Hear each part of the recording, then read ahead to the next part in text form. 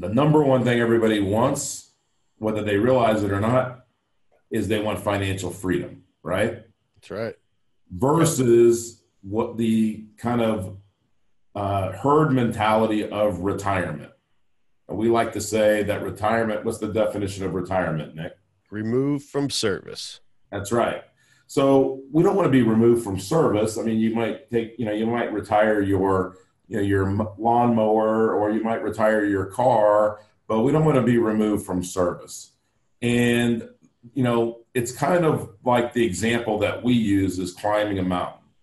Is you're climbing a mountain, that's the accumulation phase of your life. And most people think, well, my goal is to get to the top of the mountain. But it's really not. We explain, and there's some partners of ours that explain this really well with visuals, that it's the distribution or getting down the mountain safely that matters. Sure. Now, that's the retirement model. You climb the mountain, and then you descend the mountain. You accumulate money, and then you live off that for the rest of your life, and you hope that you don't run out of money.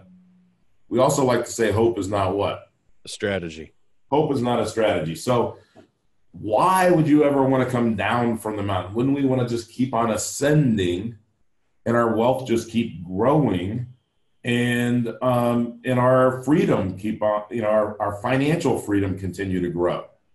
Kind of like interrupting our compounding, like when we retire. Like compounding. Exactly. That's a great point. Great observation, Nick. Now, again, sometimes my kids say to me, well, all you talk about is money, money, money, money. It's probably what my friends. That's probably what my friends are living, kids. But there's a reason for that. Is money gives you choices, and choices give you freedom. Freedom. So when I always tell them, when I'm talking about money, I'm really talking about freedom. Freedom to do what you want to do when you want to do it, not retirement. So if I want to go to work tomorrow, I will. If I don't, I won't. That's being financially free. It's funny. It's funny, Jim. Yeah. When we talk about retirement and freedom, okay, if I told you were on a fixed income, would you say that you were free? Fixed doesn't sound like free to me. No, but that's exactly what, I hear my dad say it. I always laugh, and he says it in a funny way, but he's being serious. He's on a fixed income in retirement after he did the traditional way, and he's got so much that his system says that he can take every month. Well, your pops is happy if he can do his hot yoga in the morning. I mean, your pops is a wise man. He's the only guy in that yoga class every morning doing hot yoga. That's and right. I know he's one of the healthiest guys because of that, doing inflexible, I'm sure. So from a retirement standpoint, sometimes you don't get a do-over. So if you've already done it and you're in retirement, you can still have some freedom, and you can still build these cash flow systems. That's but right. If you haven't made it to retirement yet, and you haven't been taken out of service, then let's talk about financial freedom. And let me just kind of define what I would see as you want your cash flow, your passive income, to be greater than your ideal standard of living. Yeah.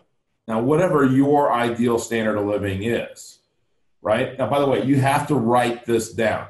If you didn't get this from the goals or from the strangest secret, you have to know what you want.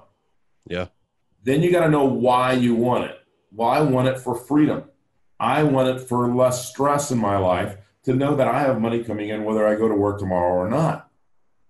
Yeah. Can you really unplug out on that, on your boat or on a camping trip or whatnot, when you've got, the volatility of the traditional looming over you?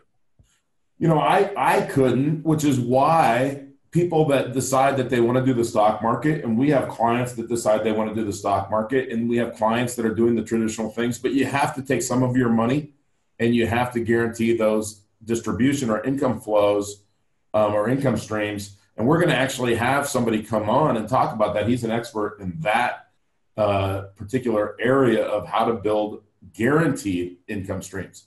Yeah. Because I don't believe that 100% of your money can be in the stock market and that you're hoping that you don't run out of money. Sure. You just can't. It just can't be that way.